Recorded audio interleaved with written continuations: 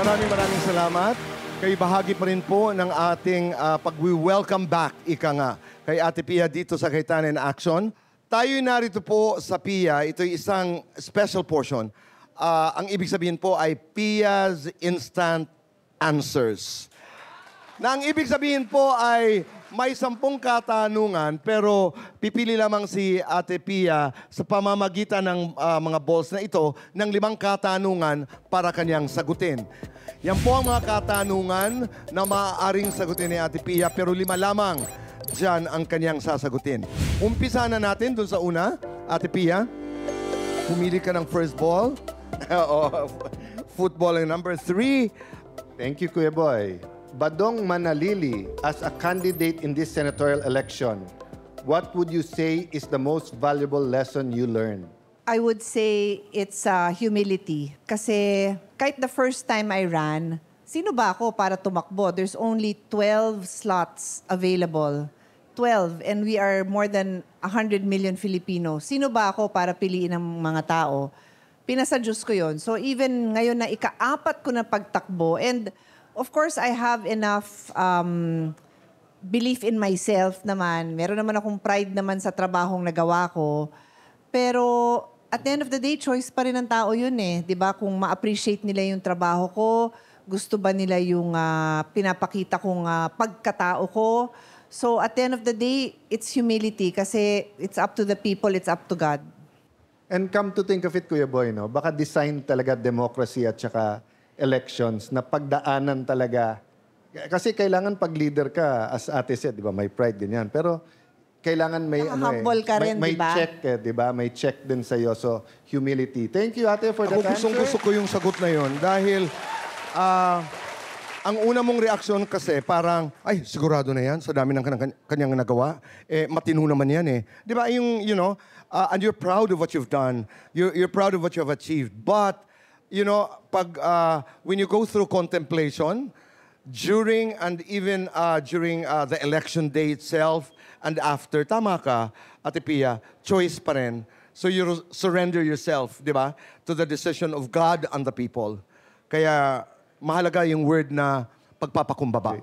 Can you humbly pick another number? Okay. Baseball naman. Para naman tong Miss Universe. Number 9, Kuya Alan. Okay. From Annalyn Macaraig, do you enjoy cooking? If so, what is your signature dish and what makes it special for you and your family? So, meaning ko, hindi ho ako mapaluto. Hindi ko siya hilig and hindi ho ako nagluluto, but nagbe-bake ako. So, kasama naman yon, di ba? Nagbe-bake ako. And I guess, ano lang yan eh, ano ba yung inspiration mo? Yung lola ko kasi nagbe-bake. Nagbe-bake siya ng tinapay. So, believe it or not, yung gustong-gusto kong i-bake is bread. Bread. And healthy bread, whole wheat bread. Tapos, fini-freezer ko yon, tapos ilalabas, papakainin sa mga anak ko. Walang mga preservatives yun. Whole wheat bread. But of course, nung maliliit yung mga anak ko, syempre, parang treat naman nila, anak, bread. Ano naman, cookies. Pero yon bread. And it's very sentimental to me kasi ang nagturo sa akin, lola namin. Yung favorite ko, Kuya Boy, na invention niya, yung tres leches, kasi 3 gatas, na cake. Na cake. Pero ang joke ko, kasi nung bata kami, leche kami sa buhay niya, kaming 3 magkapatid eh. 3 kaming boys eh. So sabi ko mukhang dedicated sa 3 niyang kapatid na lalaki, kaya 3 leches. Punta naman tayo, Ate Pia, sa ating pangatlong katanungan. 3 na bola naman. Sa favorite sport ng mga kapatid ko, puro mga hilig basketball. Okay. Number 1. JB Flores is asking, during the campaign period, what did you miss most about being on the show? I would say, first of all, is the opportunity to have my moments with Kuya Boy. That's true. Take note, hindi si Alan ang binanggit ko, si Kuya Boy. Kasi kami naman ni Alan, nakikita kami sa session. But, minsan, dito rin na lang kami nagkakakwentuhan, di ba? So, I miss that because, you know, when you're a public servant, you don't really have that many friends. So, this is our friendship. Na-miss ko talaga yan. Maraming salamat. On and off cam yan po. Yeah. Oo. So during the campaign, text lang kami. Yeah. And then, of course, yung opportunity ko to use the gift I was given. To me, it was a gift na I became a lawyer. Ayoko naman maging lawyer. Hindi ko siya hilig. Pero naging lawyer ako. So when I am in this show, aside from doing in the Senate, which is making laws, I get to explain and in many ways remember our father kasi sabi niya, ipaliwanag ang batas ng maayos para madaling intindihin ng mga tao. So that's what we try to do every day in this show. So I didn't have that opportunity. So now we can do it all over again. And you're back. Let's go to the fourth question. At ito'y number 7. From Jeswin Panopio. Many Filipinos today feel disillusioned with politics. What would you say to them to encourage them to believe again in public service?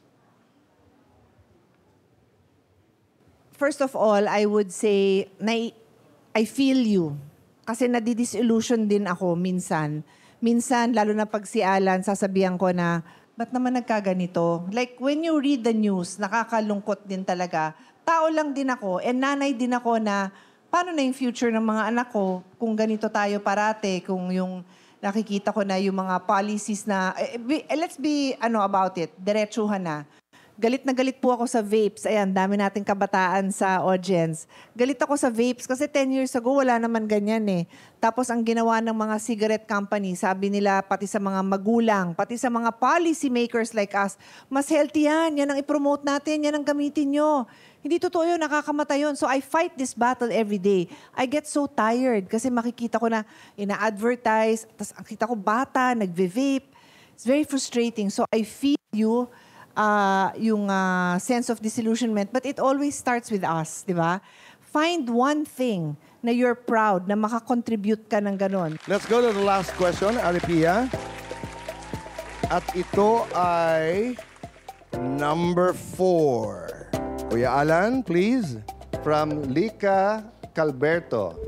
Ngayon panibagong termino ang harapin mo, ano ang mga pangunahing batas o sektor na nais mong bigyan agad ng pansin? So, lagi kong iniisip yan kasi pag new term, sabi ko, ano bang expected sa akin ng mga kababayan natin? Ano bang mabibigay ko sa kanila?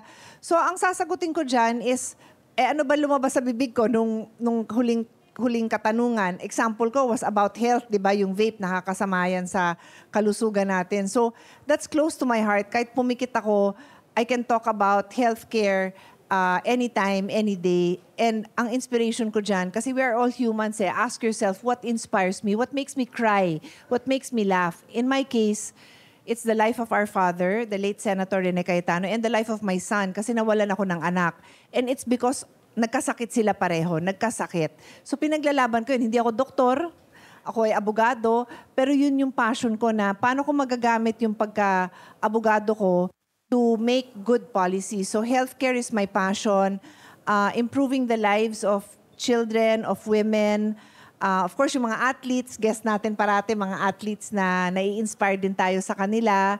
I would say dun nagre-revolve yung aking passion. But para itali ko lahat yan, I chair the Committee on Sustainable Development. Sustainable Development Goals, Innovation, Futures Thinking. So, sa totoo lang lahat yun sakop eh. Kasi for me, dikit-dikit yan. Maraming salamat. Kuya Alan? Instant answers, it's not easy po, di ba? Lalo po katulad ni ate na experienced lawmaker, marami ng karanasan, maraming input, etc. But I guess in the modern age, Kuya Boy, ate, di ba? Especially na sa social media, pag more than 30 seconds to 1 minute, wala nang papanurin eh. So, baka nga mas dalas-dalasan natin na magkaroon ng PIA, Instant Answers. Ngayon naman ay narito pa ang ilang mga kaibigan natin, ilang mga personalidad, ilang mga tao na nais pa ring magpasalamat kay Ate Pia. Actually, nagkakilala kami ni Senator Pia. Paddle din eh. I was her first paddle coach way back 2021. Bago yun, It was so random. She just saw me in one Instagram story. I was training for triathlon way back then. And our coach, one of her really close friends. So through that story, she reached out to me. She messaged me, Coach, okay ka ba? I-coach mo ako and her son, si Lucas. Doon kami nag-start. Doon din ako nag-start, naging into coaching. Parang doon ko na-discover na I have this like opportunity, and it's because of Senator Pia. Most of the time, pagka nakakasama ko si Senator Pia when we're traveling abroad, it's just a regular conversation. I ask her questions, she asked me questions about paddle. Doon nag-umpisa yung parang pinaka-brainchild ng what we have right now in Paddle Pilipinas, which is the Grassroots Development Program. I just want to thank Ate Pia for giving us the opportunity na mapakita pang aming galing pagdating sa paddle. Thank you, Ate Pia!